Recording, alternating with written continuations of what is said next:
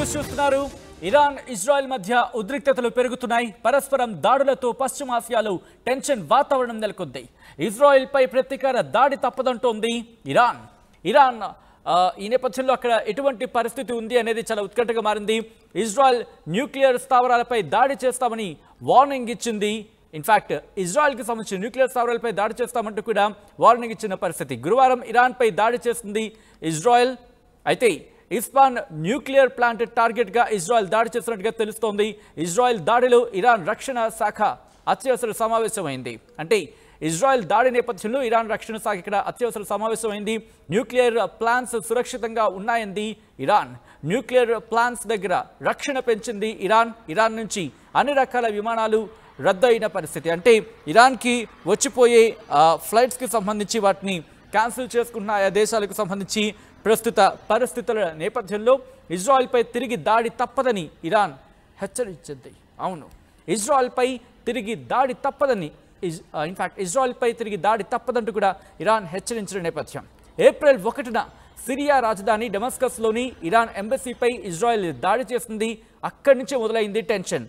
అంతవరకు కూడా ఆ పరిస్థితి కాస్త చాప కింద నీరులో ఉన్న పరిస్థితి, కానీ ఎక్కడా కూడా బయటికి రాలేదు. కానీ ఎప్పుడైతే సిరియా మీద ఇరాన్ ఎంబసీ, అంటే ఇరాన్ ఎంబసీ సిరియాలో ఉంది, అక్కడ ఇజ్రాయెల్ దాడి చేసిన నేపథ్యంలో ఆ దాడిలో 7 ఇరాన్ అధికారులు సిబ్బంది మృతి చెందిన పరిస్థితి. దాంతో ఈ పరిస్థితి అక్కడ రైజ్ అయింది. ఏప్రిల్ 13న ఇజ్రాయెల్పై దాడి చేస్తుంది ఇరాన్. ఎందుకంటే ఆ ఘటన తర్వాత వార్నింగ్ ఇచ్చింది. అమెరికా మధ్యలో కలగజేసుకోవద్దని చెప్పింది. అయితే ఎప్పుడు దాడి చేస్తుందనే ఒక క్వశ్చన్ మార్క్ సంబంధించి కావచ్చు, ఆ భయానక వాతావరణం కావచ్చు కొనసాగింది. ఎందుకంటే ఏప్రిల్ 1న జరిగిన తర్వాత దాదాపు రోజులు గడిచాయి, వారం గడిచింది, కానీ ఎక్కడా కూడా ఆ రియాక్షన్ అనేది ఇరాన్ నుంచి అంతలా కనిపించలేదు. కానీ ఏప్రిల్ 13న అంటే దాదాపు 12 రోజుల తర్వాత దాడి చేస్తుంది ఇజ్రాయెల్ మీద ఇరాన్. అయితే అప్పటి నుంచి 2 దేశాల మధ్య ఉద్రిక్తతలు నెలకొన్నాయనే చెప్పుకోవాలి. ఎప్పుడైతే ఏప్రిల్ 13న ఇజ్రాయెల్ మీద ఇరాన్ దాడి చేస్తుందో ఆ రోజు రాత్రి దాడికి సంబంధించి చూసాం మనం. దాదాపు క్షిపణులు ప్రయోగించింది. కానీ ఇరాన్ ముఖ్యంగా హమాస్కి, అంటే ఇక్కడ హమాస్తో జరుగుతున్న యుద్ధ నేపథ్యంలో పూర్తిగా తన రక్షణ వ్యవస్థని కట్టుదిట్టం చేసుకుంది. అప్పటికే అంటే ప్లాన్డ్గా ఉంది, ఒకవేళ అటాక్ జరిగితే కనుక తనని తాను ఎలా ప్రొటెక్ట్ చేసుకోవాలని. ఆ నేపథ్యంలో దాదాపు వచ్చిన క్షిపణుల్ని ధ్వంసం చేసింది, నిర్వీర్యం చేసింది. కానీ ప్రజెంట్ పరిస్థితి చూసుకుంటే కనుక, అంటే నిన్న 18వ తారీఖున ఇరాన్ మీద ఇజ్రాయెల్ దాడికి పాల్పడింది. ఇరాన్ ఇజ్రాయెల్ మధ్య ఇప్పుడు ఉద్రిక్తతలు అంతకంతకు పెరుగుతున్నాయనే చెప్పుకోవాలి. ఇప్పటికే ఇజ్రాయెల్ హమాస్ సంబంధించి యుద్ధ వాతావరణం కనిపిస్తోంది, అల్లకల్లోలంగా మారిందనే చెప్పుకోవాలి. అయితే ఇరాన్ ఇజ్రాయెల్ మధ్య దాడులతో ఆందోళన నెలకొంది. ఏప్రిల్ 1న సిరియా రాజధాని డెమస్కస్లో ఇరాన్ ఎంబసీపై ఇజ్రాయెల్ దాడి చేసిన నేపథ్యంలో 2 దేశాల మధ్య ఉద్రిక్తతలు తలెత్తిన పరిస్థితి. అయితే ఇప్పుడు కూడా ఇన్ఫాక్ట్ ఇరాన్కి సంబంధించి ఇరాన్ ఇజ్రాయెల్ మీద దాడికి సంబంధించి వార్తలు చాలా వేగంగా విస్తరిస్తున్న పరిస్థితి. ముఖ్యంగా ప్రతి దాడులకు దిగింది అనే మాట వినిపిస్తోంది. దీనికి సంబంధించి ఇంకా అఫీషియల్ కన్ఫర్మేషన్ రావాల్సింది. కానీ ఇక్కడ G7 మీటింగ్ అవుతున్నప్పుడు కూడా ఎక్కడ ఎవరు రియాక్ట్ కానీ పరిస్థితి. పూర్తి స్థాయిలో దీనికి సంబంధించి ఇంకా ఎక్కడ కూడా దీనికి సంబంధించి ఎక్కడ రాని పరిస్థితి. అయితే ఇరాన్ అంటోంది ఏంటంటే కనుక తన ఎయిర్ డిఫెన్స్ సిస్టమ్ని పూర్తిగా ఎయిర్ డిఫెన్స్ సిస్టమ్ సంబంధించి పూర్తిగా సిద్ధం చేసుకుంది. అయితే ఇస్ఫాన్ ప్రావిన్స్కి సంబంధించి ఈరోజు ఉదయం ఇస్ఫాన్ ప్రావిన్స్లో దాడి జరిగింది అనేది ఇరాన్ చెబుతోంది. అయితే ఎటువంటి నష్టం కలగలేదంటోంది. పూర్తి స్థాయిలో విచారణకు సంబంధించి ఆదేశాలు జారీ చేస్తామని చెప్తోంది. అయితే డ్రోన్స్కి సంబంధించి వచ్చాయి అనేది ఇక్కడ ఇరాన్ చెప్పుకొచ్చినట్టుగా తెలుస్తోంది. అయితే ఆ దాడి వెనకాల ఎవరున్నారు అనే అంశానికి సంబంధించి పూర్తి స్థాయిలో విచారణకు ఆదేశాలు జారీ చేస్తామని చెప్పి ఇరాన్ చెబుతోంది. ఒకవేళ దాడి కనుక కన్ఫర్మ్ అయితే ఇరాన్ కూడా ప్రతి దాడికి దిగే అవకాశం ఉంది అనే మాట వినిపిస్తోంది. అయితే ఇక్కడ ఇజ్రాయెల్కి సంబంధించి ఇజ్రాయెల్ అధికారులు పూర్తిగా ఎక్కడ ఖండించిన పరిస్థితి. అయితే ఇజ్రాయెల్ నుంచి అందుతున్న సమాచారం ప్రకారమే ఎక్కడ కూడా దాడికి సంబంధించి ఖండించే పరిస్థితి నేపథ్యంలోనే ఇప్పుడు ఏప్రిల్ 13న జరిగిన దాడికి సంబంధించి కావచ్చు, లేదా 18 జరిగిన దాడి కావచ్చు, ఈ రెండింటి నేపథ్యంలో ఏం జరగబోతోంది అనే ఒక టెన్షన్ వాతావరణం నెలకొంది. ముఖ్యంగా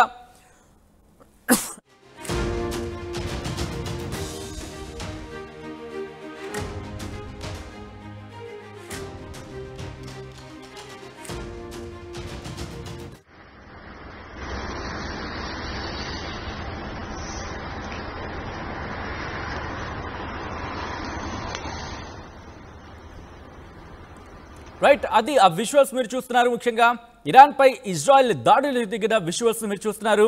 ముఖ్యంగా ఇరాన్కి సంబంధించి ప్రాంతాలు, ఎందుకంటే ఇటు సిరియా అలాగే కొన్ని ప్రాంతాలకు సంబంధించి, అంటే ఇరాక్ మీదుగా సిరియా నుంచి కొన్ని క్షిపణుని ప్రయోగిస్తున్న పరిస్థితి. కానీ ఇజ్రాయెల్కి సంబంధించి రక్షణ వ్యవస్థ నేపథ్యంలో వాటిని ప్రొటెక్ట్ చేసుకోగలుగుతోంది.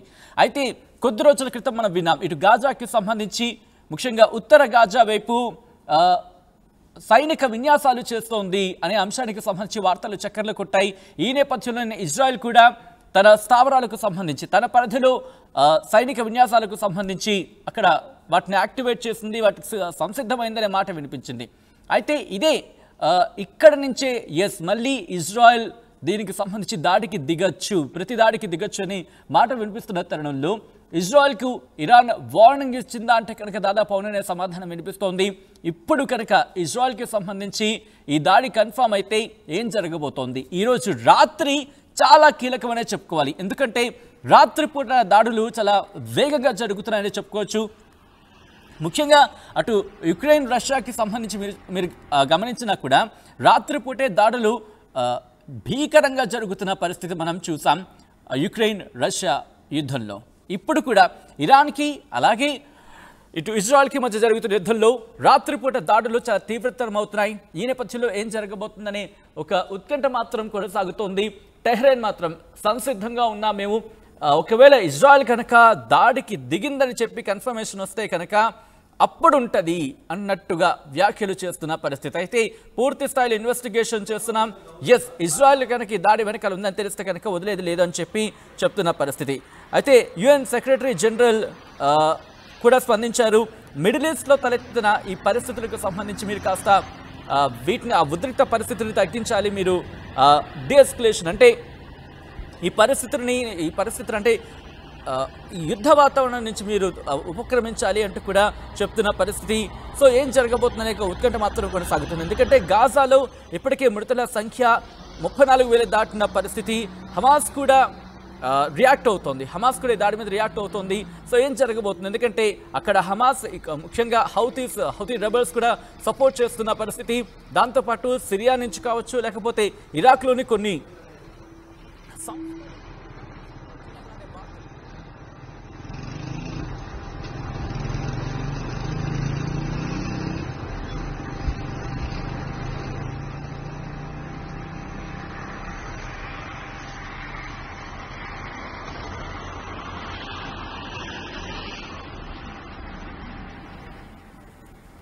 సో ఏం జరగబోతుందన్న ఉత్కంఠ కొనసాగుతుంది. ఎందుకంటే హమాస్ కూడా రియాక్ట్ అయిన నేపథ్యం కనిపిస్తోంది. కాబట్టి ఎవరికి సపోర్ట్ ఇవ్వబోతున్నారు? ఎందుకంటే ఇజ్రాయెల్ కనుక ఇరాన్ మీద దాడికి దిగిందనే వార్తలకు సంబంధించి ఇరాన్ కన్ఫర్మేషన్ చేసుకుంది అనుకుంటే కనుక ఇరాన్ కనుక ప్రతి దాడికి దిగితే యుద్ధ వాతావరణం తప్పకపోవచ్చు అని చెప్తోంది. కానీ ఇక్కడ ఇంట్రెస్టింగ్గా అమెరికా కనుక రంగంలోకి దిగి పూర్తి స్థాయిలో ఇక్కడ ఇజ్రాయెల్కి మద్దతు ఇస్తే కనుక ప్రపంచ యుద్ధానికి రేపో మాపో ఎల్లుండి ఎట్ ద టైం అంటే అమెరికా కనుక మద్దతు ఇచ్చి యుద్ధంలో కనుక ఆ యుద్ధ వాతావరణం కనుక దిగిందంటే కనుక రంగంలోకి దిగితే రష్యా పుతిన్ సిద్ధంగా ఉన్నారని చెప్పుకోవాలి ఇటు ఇరాన్కి మద్దతుగా వెళ్ళడానికి. ఒకవేళ ఇటు రష్యా కనుక వెళ్తే అటు చైనా కూడా మద్దతుగా వెళ్ళే అవకాశం కనిపిస్తోంది. ఇటు అమెరికాకి సంబంధించి పశ్చిమ దేశాలు మద్దతు ఇస్తున్న, అంటే ముఖ్యంగా ఇజ్రాయెల్కి సంబంధించి పశ్చిమ దేశాలు మద్దతు అందించే అవకాశం ఇక్కడ క్లియర్ కట్గా కనిపిస్తుంది. ఎందుకంటే మనం చూసాం ఇప్పటికే కొన్ని ఆంక్షలు విధించడం జరిగింది ఇరాన్ మీద.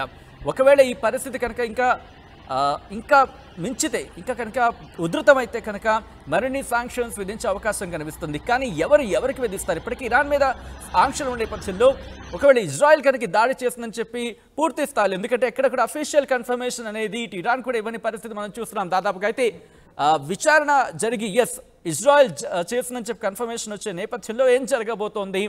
ఇటు పశ్చిమ దేశాలు అలాగే అమెరికా పూర్తిగా, ఎందుకంటే బ్రిటన్ కనుక మద్దతు వెళ్ళినా, అటు అమెరికా కనుక మద్దతు వెళ్ళినా పరిస్థితులు మారే అవకాశం ఉంది.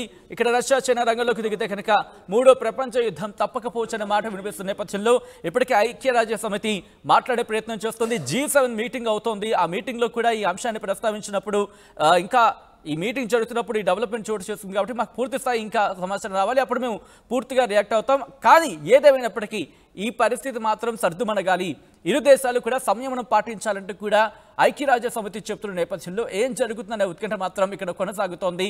ఇరాన్ ఎక్కడా తగ్గట్లేదు, ఇజ్రాయెల్ కూడా తగ్గని పరిస్థితి. ముఖ్యంగా సిరియాకి సంబంధించి ఇరాన్ ఎంబసీ మీద దాడితో ఈ ఘటన ఉధృతమైందని చెప్పుకోవాలి.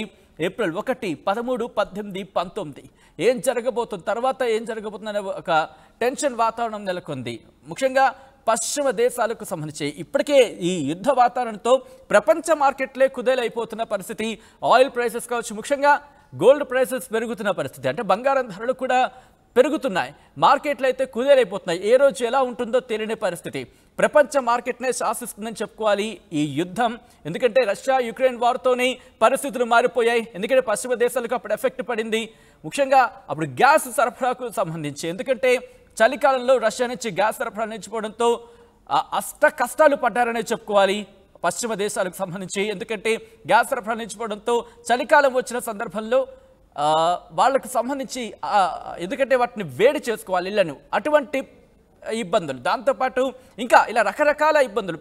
ముఖ్యంగా ప్రపంచానికే యుద్ధం కేవలం నేరుగా కాకుండా, అంటే డైరెక్ట్గా కాకుండా ఇండైరెక్ట్గా చాలా ప్రభావం చూపించే అవకాశం ఉంటుంది. ఇప్పటికే రష్యా యుక్రెయిన్ యుద్ధంతో ప్రపంచం ఆ ఇబ్బందిని చవిచూస్తున్న నేపథ్యంలో ఇప్పుడు ఈ పరిస్థితులు కనుక శృతి మించితే, ఈ పరిస్థితులు కనుక తగ్గకపోతే, ఇరాన్ ఇజ్రాయెల్ కనుక సంయమనం పాటించకపోతే, మూడో ప్రపంచ యుద్ధానికి దారి తీస్తే కనుక బహుశా దీని ప్రభావం ఊహించడానికి ఊహలకు అందదనే చెప్పుకోవాలి. ముఖ్యంగా న్యూక్లియర్ సైట్స్. రిమెంబర్, ఇక్కడ గుర్తుపెట్టుకోండి, ఇన్ఫ్యాక్ట్ రష్యా యుక్రెయిన్ మీద దాడి చేసినప్పుడు కూడా న్యూక్లియర్ ప్లాంట్ని టార్గెట్ చేసింది. కానీ అక్కడ యుక్రెయిన్ కూడా తన ప్లాంట్ని ప్రొటెక్ట్ చేసుకుంది. యుక్రెయిన్కి సంబంధించి తన ప్లాంట్ని ప్రొటెక్ట్ చేసుకుంది. అలాగే అటువంటి పరిస్థితే ఇక్కడ మనం మాట్లాడుకోవాల్సిన అంశం ఏంటంటే, ఇరాన్కి సంబంధించి న్యూక్లియర్ సైట్ని టార్గెట్ చేస్తుంది ఇజ్రాయెల్ అనే మాట వినిపిస్తుంది. ఒకవేళ అదే కనుక జరిగితే ఇక్కడ మరో విషయాన్ని ప్రస్తావించాలనుకుంటున్నారు. యుక్రెయిన్కి సంబంధించి న్యూక్లియర్ ప్లాంట్ని టార్గెట్గా చేసినప్పుడు ప్రపంచం అంతా రష్యా మీద పడిందనే చెప్పుకోవాలి. రష్యాను సంయమనం పాటించకపోతే కనుక ఆ విధ్వంసం మనం కనివిని జరిగిన విధ్వంసం అంటూ కూడా చెప్పిన పక్షంలో అప్పుడు ఇరుపక్షాలు కాస్త సంయమనం పాటించాయి, తగ్గాయి. కానీ ఇక్కడ ఏం జరుగుతుందో, న్యూక్లియర్ ప్లాంట్ టార్గెట్గా ఇజ్రాయెల్ వెళ్తున్నప్పుడు పశ్చిమ దేశాలు ముఖ్యంగా ఇజ్రాయెల్ని కౌంటౌన్ చేసే ప్రయత్నం చేస్తాయా? ఒకవేళ ఈ అటాక్ కన్ఫర్మేషన్ అయిందని చెప్పి ఇరాన్ భావిస్తే కనుక, ఇరాన్ చేసే ప్రతిదాడులకు ఇజ్రాయెల్కి మళ్ళీ తిరిగి టార్గెట్ చేస్తే కనుక న్యూక్లియర్ ప్లాంట్ టార్గెట్గా ప్రపంచానికి పెద్ద వినాశనమైన చెప్పుకోవాలి. బహుశా అది జరగకూడదని కోరుకుందాం. రెండు దేశాలకు సంబంధించి ఇరాన్ అలాగే ఇజ్రాయెల్ సంయమనం పాటించి పరిస్థితిని అదుపులోకి తీసుకొస్తాయని చెప్పి ఆశిద్దాం.